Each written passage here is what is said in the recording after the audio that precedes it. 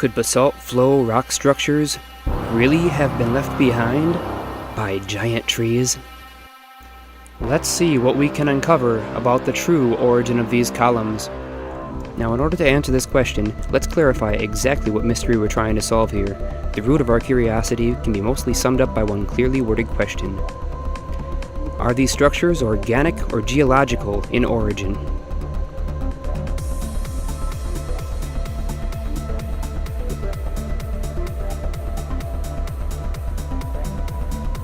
Let's begin by covering some facts about these basalt columns. Here we will observe and analyze these various rock formations as they appear before us at this point in history. We will not be making claims based on conjecture as many others have. Evidence will be, and must be, at the heart of our research. So, what do these structures have in common? These rock formations and others like them have been chemically analyzed to reveal they are composed predominantly of magnesium, silicon, and calcium oxides. They also contain small amounts of other oxidized elements like potassium, sodium, iron, and titanium.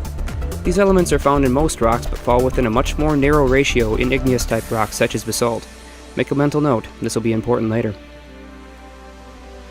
Interestingly, these elements are commonly found together all over the Earth, but grinding individual chemicals up and mixing them together does not form strong rock.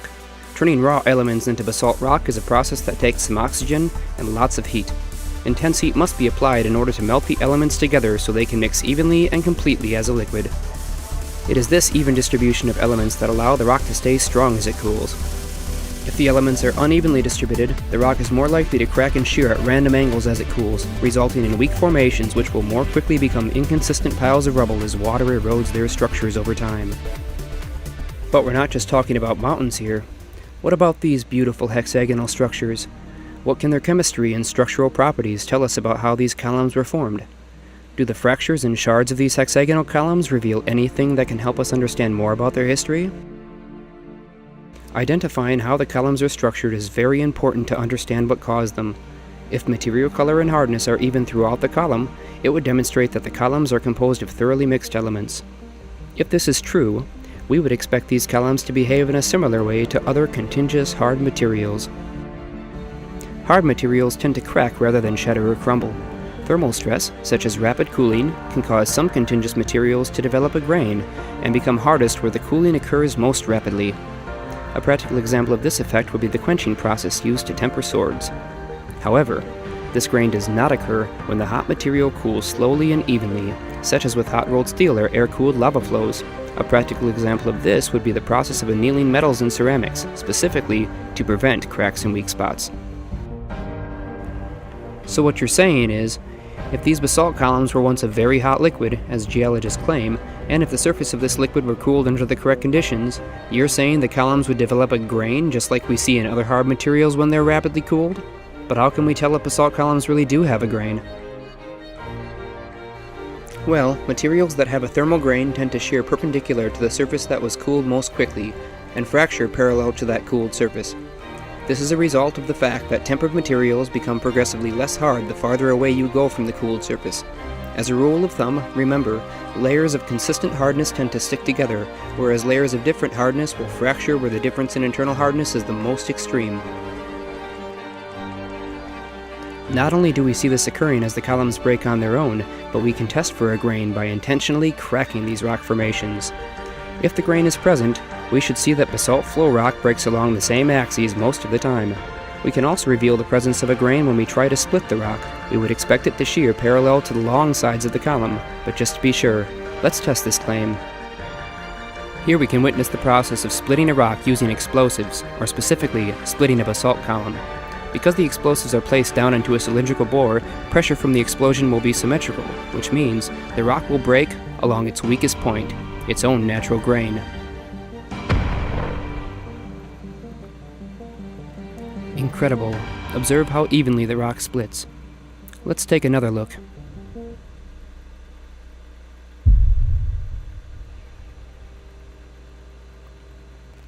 When the explosive is detonated, we can see the rock splits in a very even line. You can also see how the shear line is parallel to the sides of the column.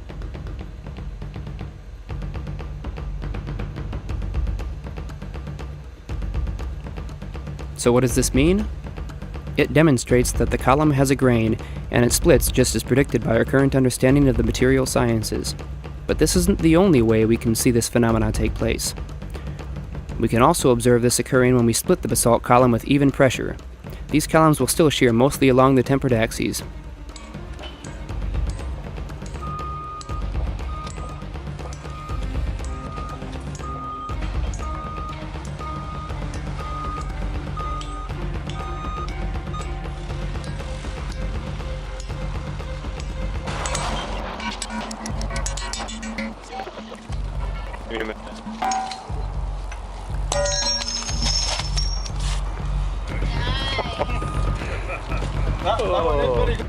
Basalt columns have an extremely hard composition compared to other common forms of rock. They have a very even color and consistent hardness. Many columns share a strikingly similar chemistry to molten lava flowing from active volcanoes to this day, but most interestingly, the way they crack reveals a structural grain known to form when hard materials are put under thermal cooling stress. Nevertheless, as we look at these pictures, it's still hard to believe something which looks so much like a giant tree stump might just be an ancient lava flow. So let's dig a little deeper and see if the famous hexagonal structures which form some of these monoliths really could have been caused by giant tree fibers.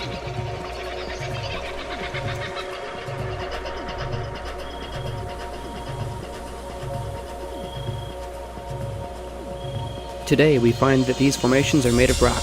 If they were trees in the past, there are a few ways they could have become hard as rock. Since columnar basalt is such a hard, dense material, we'll have to go on a hunt for evidence of organic matter that has become as solid and uniform as columnar basalt. Since organic matter is not made of rock while it's alive, it will have to undergo a transformation to become rock. There is one process we know of which can produce this phenomenon. It's called petrification. In order to properly address these basalt columns and mesas are giant tree stumps theory, supposing it's true, we have to consider two possibilities. One, the trees were petrified in the most common way, by near complete replacement of all original organic matter with minerals, or solid basalt in our case. And two, the elements the tree was made of helped in the petrification process, and ended up in the materials we see today. If these rock formations were living organic structures at one time, is there any evidence that plant material can petrify in the form of basalt? Unfortunately, it appears not. After many hours of research, we couldn't find even a single example of any petrified samples with a contingent structure like that of basalt. Furthermore, we couldn't locate a single example of any petrified samples that had a chemical composition similar to or even close to basalt. See, it turns out that nearly every petrified sample with public chemical analysis records we could find demonstrates that silica accounts for over 90% of the mass of petrified wood. That's a real problem for the giant tree theory when you realize basalt seldom contains more than 60% silica. In fact, it's the lack of silica that gives basalt its unique structural properties and ability to flow so quickly as a molten liquid. But what about the other consideration, that these ancient trees were silicon life forms? Would that make it more likely they could have been petrified this way? Unfortunately, no. During the process of petrification, it's true that some of the original organic matter remains behind and becomes petrified as well. The trouble with that claim is, if they were silicon trees instead of carbon trees, the silica content of the resulting petrified stump would be even higher than that of carbon-based trees, not closer to the basalt chemistry of these rock formations. As you can see, the giant trees theory is quickly falling apart. Fine, whatever, but there's still one big problem that hasn't been addressed. Here it goes. Explain why trees have fibers with this hexagonal structure. That must at least be weak supporting evidence, right? Well, it might be good evidence, if it were true. Because it turns out that tree fibers look more like cracked mud or salt pillars than columnar basalt. Thus, we researched again for quite some time looking for any plants which have a regularly hexagonal vascular structure, and to our surprise, we again found almost nothing that matched. Some plants have a semi-hexagonal vascular structure, but even the very best examples were highly irregular in shape and number of sides. Let's take a look at some of the best examples we could find of hexagonal fibers in biological material.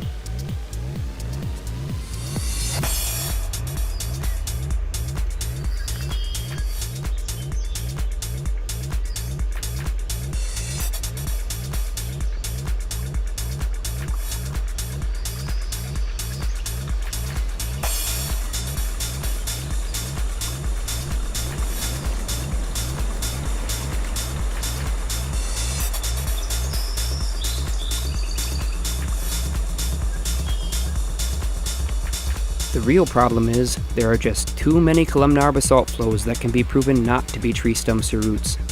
This is because there are numerous locations where basalt columns have perfectly formed between layers of solid basalt rock. Many basaltic flows can be found in structures and locations where there are clearly no possibility of roots burrowing through. Now let's take a close look at these structures. It is well known how they form. Look at that solid block of basalt on top of the columns. That is in fact hundreds of feet of solid rock both above and below these columns. Many of these trapped columns identically resemble the size and shape of the columns that form Devil's Peak, Giant's Causeway, and many other famous flows. Just to be clear, we're not claiming that there were never giant trees on Earth. There very well could have been. We're just explaining why the claim that basalt rock formations and mountains being giant trees simply isn't factual. Our eyes can tell us a lot about the world, but they can't tell us everything. To see the whole picture, we use the tools of science and make accurate measurements to unveil the truth. In all honesty, I want to believe that this, my very own planet, had such incredible monoliths reaching towards the heavens. But I have to go where the evidence takes me. I will miss you, idea of giant earth trees. I will miss you. But hey, if you've got other evidence we didn't cover in this video, we'd love to hear about it. Please leave a comment below. I'm still hoping that someday we will find evidence these giant trees really existed. Until then, if you like what you've seen, please be sure to subscribe, and if you didn't, please let us know why in the comments.